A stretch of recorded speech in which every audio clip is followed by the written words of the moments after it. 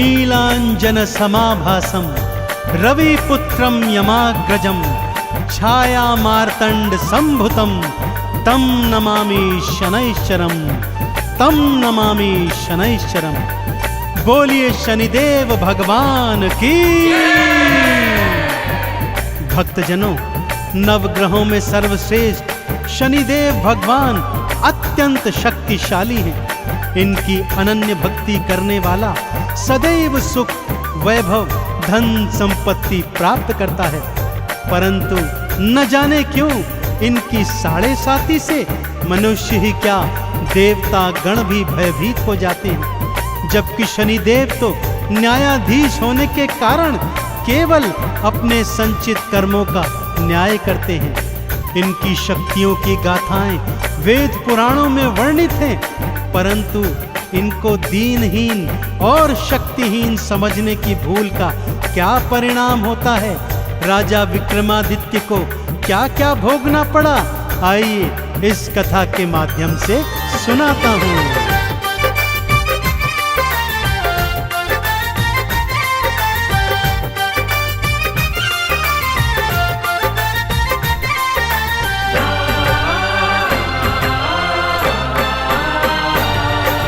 सूर्य पुत्र शनिदेव की गाथा, सूर्य पुत्र शनिदेव की गाथा भक्तों बड़ी महान है। भवसागर से पार हुआ वो जिसने किया गुणगान है, जिसने किया गुणगान है। सूर्य पुत्र शनिदेव की गाथा भक्तों बड़ी महान है। भवसागर से पार हुआ वो जिसने किया गुणगान है, जिसने किया गुणगान है। सूर्य पुत्र शनिदेव की गाथा।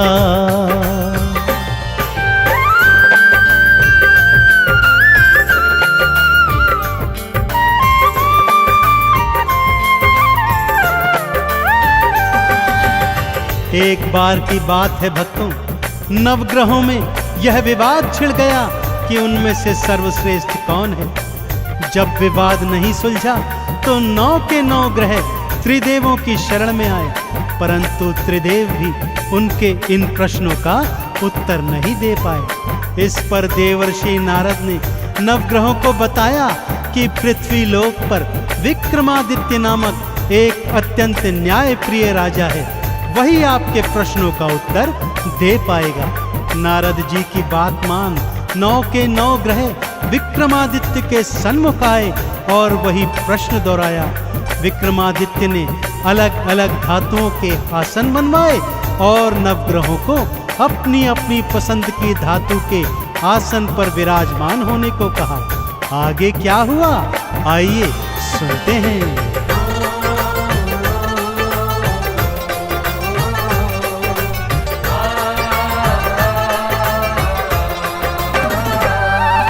सूर्य देव सोने पर बैठे और चंद्रमा चांदी पर, बुध ने पन्ना मंगल मूंगा, राहु केतु गोमेद पर।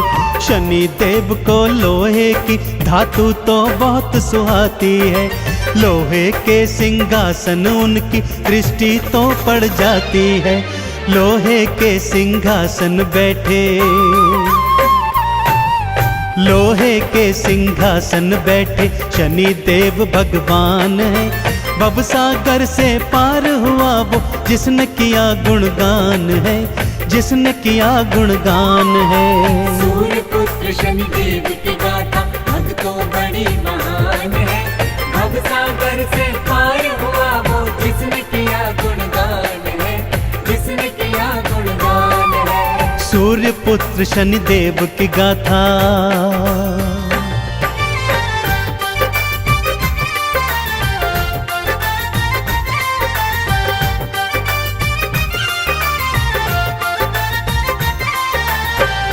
जैसे ही नवग्रह अपनी अपनी पसंद की धातु के सिंहासनों पर बैठे, विक्रमादित्य प्रसन्न मुद्रा में बोले, लीजिए निर्णय हो गया। जो ग्रह सर्वश्रेष्ठ धातु अर्थात स्वर्ण पर बैठा है वह सर्वश्रेष्ठ है, और जो ग्रह सबसे निकृष्ट धातु अर्थात लोहे पर बैठा है वह सबसे नीचे है। यह सुनकर शनिदेव का क्रोध 7वें आसमान पर चढ़ आया। मन ही मन वो बोले, राजा विक्रमादित्य, आज और अभी से तेरी 7.5 प्रारंभ होती है। और वो सभा का त्याग कर चले गए।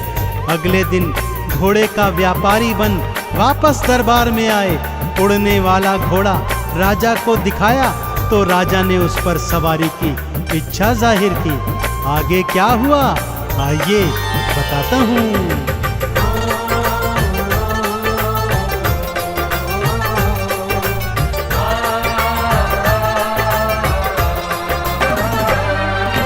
घोड़े पर जुएड़ लगाई, पवन वेग से उड़ने लगा और घने जंगल में राजा विक्रम को वो फेंक गया। चोर लुटेरों ने राजा के गहने कपड़े लूट लिए। भूख प्यास से बेदम राजा नगर नगर फिर घूम लिए। एक सेठ ने जब देखा तो हाँ, एक सेठ ने जब देखा तो लगा भला इंसान है। भवसागर से पार हुआ वो जिसने किया गुणगान है, जिसने किया गुणगान है। सूर्य पुत्र शनिदेव की गाथा भक्तों बड़ी महान है। भवसागर से पार हुआ वो जिसने किया गुणगान है, जिसने किया गुणगान है। सूर्य पुत्र शनिदेव की गाथा।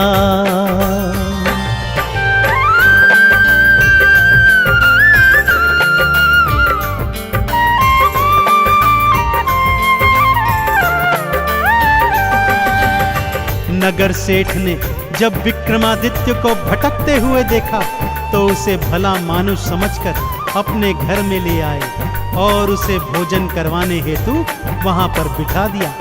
इधर सेठानी अपना 9 लखा हार खूंटी पर टांग कर चली गई थी। शनिदेव की माया प्रारंभ हो गई थी भक्तों। जैसे जैसे विक्रम खाना खाता जाता वो खूंटी हार को निगलती जाती। जब सेठ सेठानी ने अपना 9 लखा हार नहीं पाया तो उसे राजा के हाथों पकड़वा दिया। राजा ने भी उसे चोर जानकर उसके हाथ पैर तुड़वाए और जंगल में फेंकवा दिया। अब विक्रमादित्य को बोध हो गया कि उसने शनिदेव को छोटा बताकर बहुत बड़ी भूल की है। दया के मारे एक तेली उसे अपने घर में ले आया और उससे अपना कोलू हाँकवाने लगा। विक्रमादित्य कोलू हाँकते जाते और शनिदेव की स्तुति राग दीपक में गाते जाते।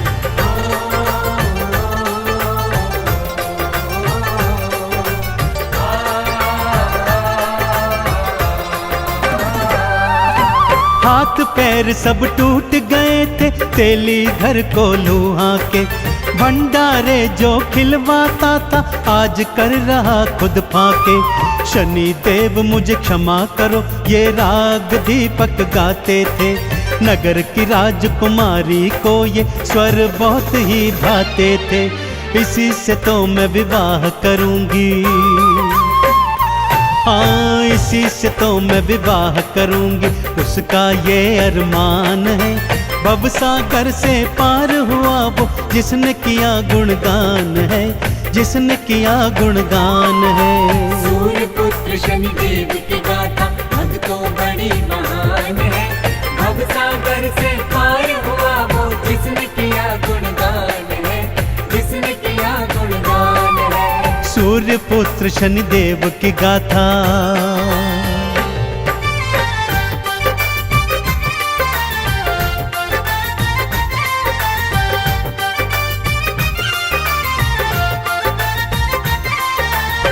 नगर की राजकुमारी को विक्रमादित्य की आवाज इतनी अच्छी लगी कि उसे बिना देखे ही उसने उससे विवाह करने की ठान ली। परंतु विवाह के दिन जब राजा ने बिना हाथ पैर वाले वर को देखा तो राजा ने विवाह को मना कर दिया। इधर विक्रम ने सच्चे हृदय से एक बार फिर शनिदेव की आराधना की तो शनिदेव ने उस पर से अपनी वक्र दृष्टि हटा ली और 7.5 भी समाप्त कर दी। जो ही शनिदेव की शुभ दृष्टि पड़ी विक्रम को पहले जैसा सुंदर स्वरूप मिल गया। खोया हुआ राज्य वापस मिल गया।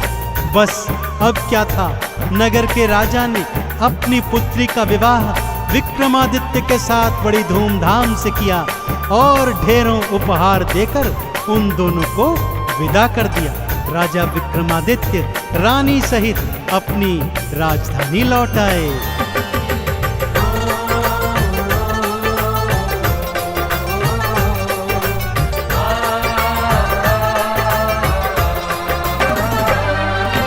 वक्र दृष्टि जब हटी तो भक्तों हाथ पैर वापस आए।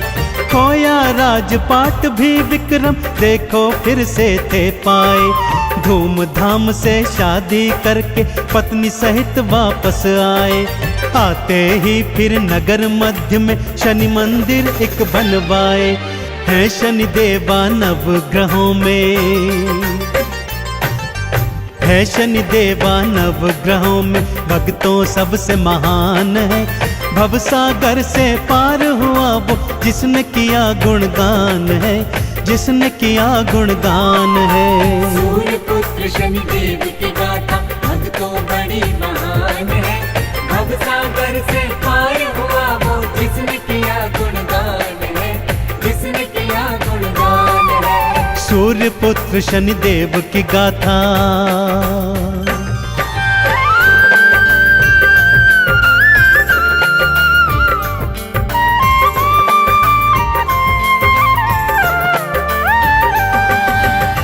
अब राजा विक्रमादित्य सपरिवार हर शनिवार को शनि मंदिर जाते, शनि देव को तेल से स्नान करवाते, लोहा तिल तेल उड़द का भोग लगाते, उन्हें नवीन काले वस्त्रों से सुसज्जित करते, काले चने बैंगन और सरसों के तेल में बने पकवानों का भोग भंडारा बनाकर गरीबों को खिलवाते। इस तरह वो जीवन पर्यंत शनि देव के कृपा पात्र बने रहे। और भक्तों, यह कथा हमें यह संदेश भी दे गई कि नवग्रहों में सर्वश्रेष्ठ तो शनिदेव ही हैं। तो बोलिए मेरे साथ भगवान शनिदेव महाराज की।